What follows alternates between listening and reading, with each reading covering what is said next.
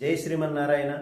ఒక వ్యాపారి బండిలో సరుకులన్నీ వేయించుకొని ఒక పనివాడితో పొరుగురులో జరుగుతున్నటువంటి సంతకు ప్రయాణమై వెళ్తున్నారు వీళ్ళిద్దరు.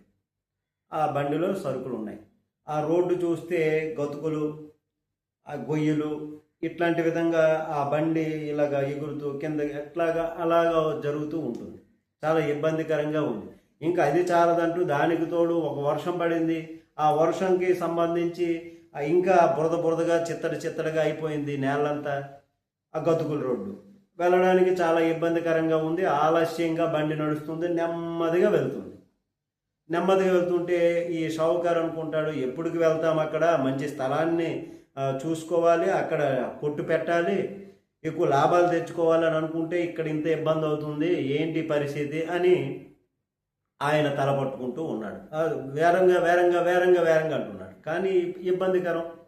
అప్పుడు ఇంకా అది చాలదా అంటూ బండి నడుస్తూ ఉండగా ఆ బండి చక్రం వచ్చి, వర్షం పడింది కదా, ఒక భూమిలోకి దిగబడిపోయింది. చక్రం దిగబడిపోతుంటే ఇంకా తోలుతున్నారు, ఎద్దును కొడుతూ ఉన్నారు, ఎద్దు లాగుతూ ఉంటే ఇంకా బండి చక్రం కిందకి వెళ్ళిపోతుంది, కూరుకుపోతుంటే అయ్యో ఏం చేయడం, ఎలా వెళ్ళాలి, ఎంత వేరంగా వెళ్ళాలి అనుకుంటే ఇంత ఆలస్యం అవుతుంది. బాబు దేవుడా నీవే ఉన్నావు, కాపాడవయ్యా, నువ్వే రక్షించు, వేరంగా ఆ బండిని తీసుకువెళ్ళేటటువంటి ఏర్పాటు చేయని భగవానుడు కాపాడు అని అంటాడు.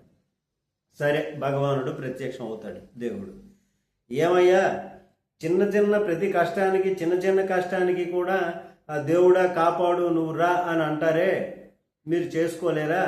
ఏమయ్యా, మీ ఇద్దరు కూడా ఆ బండి మీద ఉన్నారు, ఆ బండి మీద ఉంటే అది ఆ చక్రం కూరుకుపోయింది కదా, ఎవరో ఒకరు దిగండి అయ్యా, దిగి ఆ బండిని నెట్టండి, నెడితే అప్పుడు చక్రం పైకి లేస్తుంది, వెళ్తుంది కదా అని దేవుడు చెప్తారు.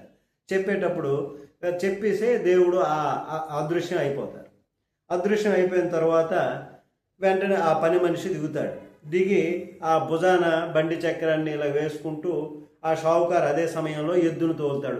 ఇలాగా బండి చక్రాన్ని ఎత్తుతాడు, షావుకారు ఎద్దును తోలుతుంటే ఆ ఎద్దు ముందుకు లాగుతుంది, ఇది పైకి చక్రం లేచింది, అప్పుడు బండి పైకి వచ్చింది, సజావుగా వెళ్తుంది.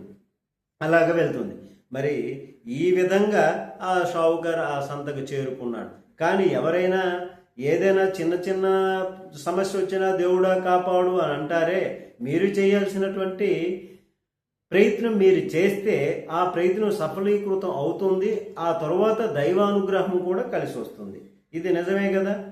ఇది మీకు నచ్చితే సబ్స్క్రైబ్ చేయండి, లైక్ చేయండి, షేర్ చేయండి 10 మందికి. జై శ్రీమన్నారాయణ.